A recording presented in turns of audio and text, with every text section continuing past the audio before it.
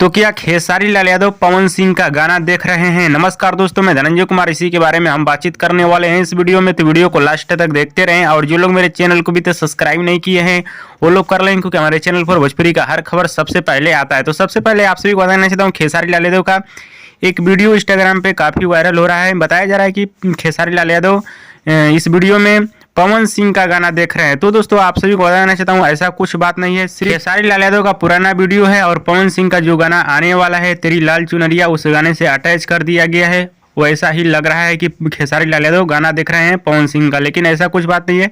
सिर्फ इंस्टाग्राम पे एडिट करके इसको वायरल किया जा रहा है। हर एक लोग एक दूसरे का गाना देखते हैं। पवन सिंह खेसारी का भी गाना देखेंगे, खेसारी लाल पवन सिंह का भी गाना देखेंगे, लेकिन पब्लिकली जल्दी नहीं देखते हैं। और पवन सिंह का जो गाना आप सभी के बीच आने वाला है, उस गाने को आप सभी के बीच रिलीज किया जाएगा शाम 6 बजे DRJ रिकॉर्ड के यूट्यूब चैनल से। हाँ तो दोस्तों, ये वीडियो काफी वायरल हो रहा था, इसीलिए वीडियो बनाना पड़ा। वीडियो पसंद है तो ज्यादा लाइक करें, कमेंट करें, शेयर करें, सब्सक्राइब करें।